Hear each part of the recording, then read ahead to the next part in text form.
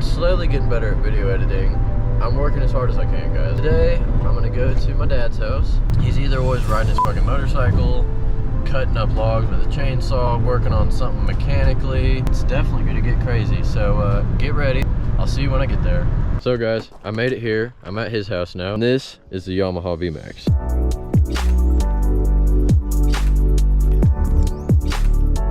Obviously, I said in the beginning of the video, he loves motorcycles. He's been doing it for 30 years now.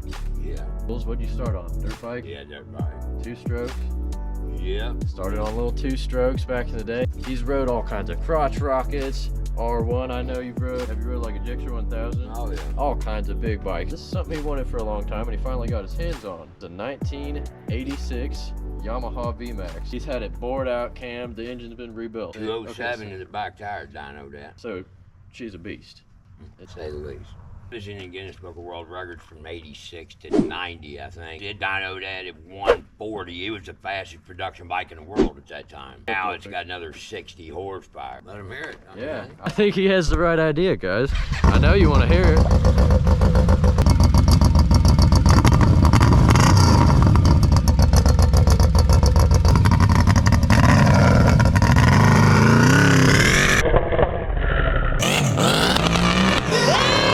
He loves to rip. That's why we got him on this video.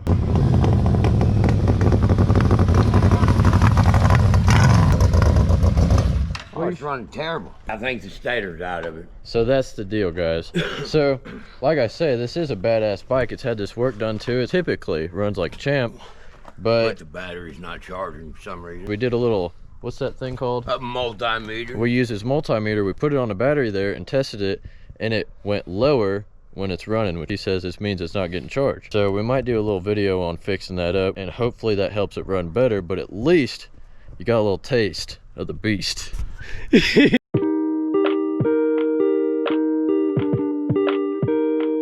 So I goofed up and I recorded this part of the video and fast forward. He's explaining that he had been working on this Gator and he had dropped a new motor in it, and the exhaust, as you can see with those red circles, is hitting the pulley. So we're going to be cutting off the end and trying to make it a little bit shorter so it'll fit. Enjoy. We need to get a 10mm. We're going to take the shield off here too. You know what I mean? I'm going to mark it out and we're going to take the shield off so I can just work on the exhaust and we'll put the shield back on. Okay. I'm a professional tool getter.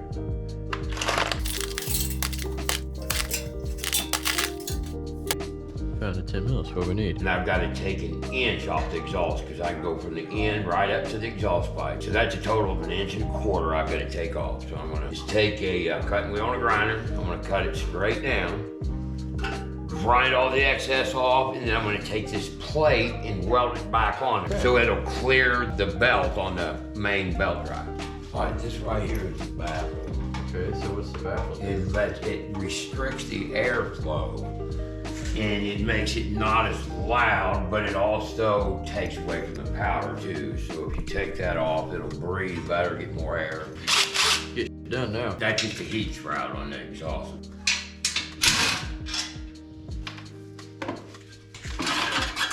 Okay, so we've got this off. So this is the side that's up next to the drive pulley.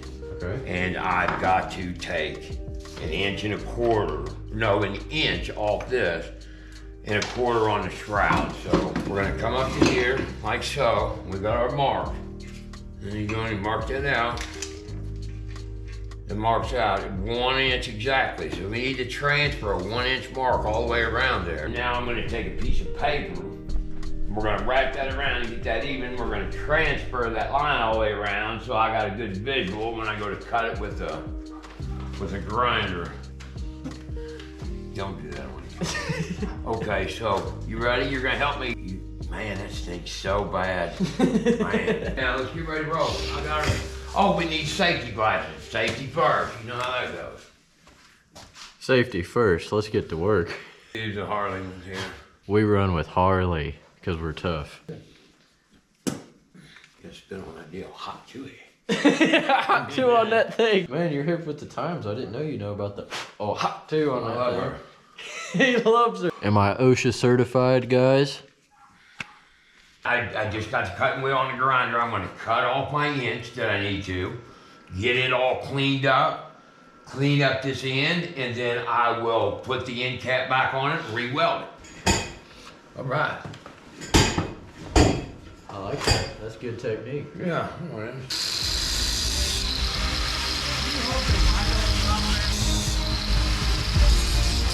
I wish I had some clear cut glass, and I do somewhere, but oh, you got it. Okay, yeah. That'd make it a lot better.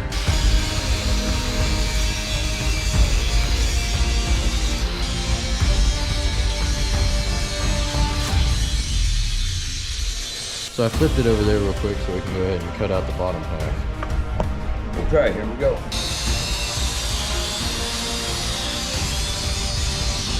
About to make the final cut real quick, get this cap off.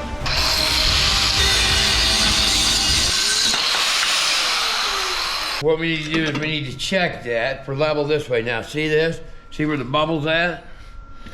That means the bottom needs to come out just a little bit or the top needs to go in. Okay. So I'm gonna go right here and I'm gonna grind it down and make that level.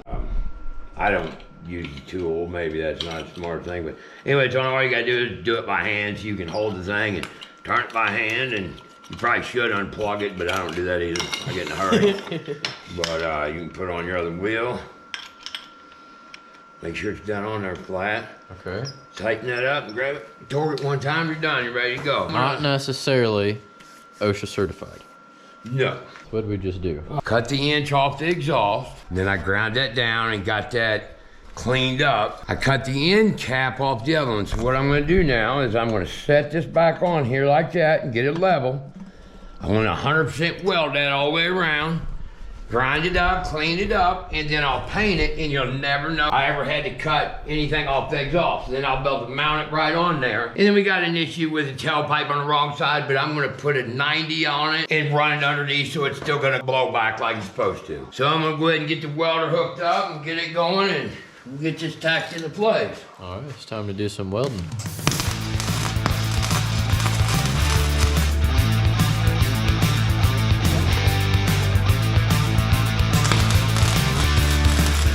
I'm gonna weld her up a little bit, turn it about 95. And it gets pretty hot. I'll probably have to start and stop because it'll get too hot and want to melt down a little bit.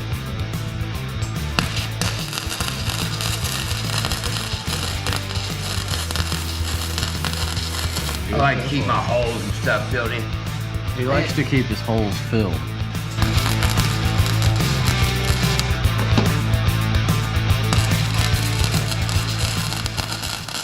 I weld it out like this, then I'll grind it all down and put a real pretty weld on it, you know. The exhaust pipe itself is so thin that it just keeps melting out.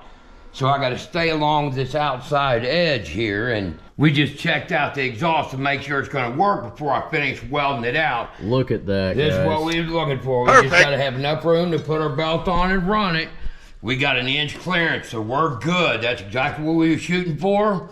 We'll get her welded out, get her mounted down. Heck, we'll be good to go. So far today, we've pulled the exhaust off, we cut the end off of it, and the goal was to get a few more inches of clearance, right? Next time I'm going to, I'll go ahead and get this welded out tomorrow. Okay. Then I'll grind it down and I'm gonna put the finish weld on it. Well, that'll be done. Once it cools down, we'll take it, we'll bring it over here. As long as everything's good, we'll get that bolted down. We'll get our clutch mounted on, get our belt put on. Then we'll be ready to hook up our cables and our wiring. We'll be good to go. All right, everybody. This was part one of adding a custom exhaust onto this motor he installed. If you enjoyed, go ahead and drop a thumbs up and Subscribe. see you next time.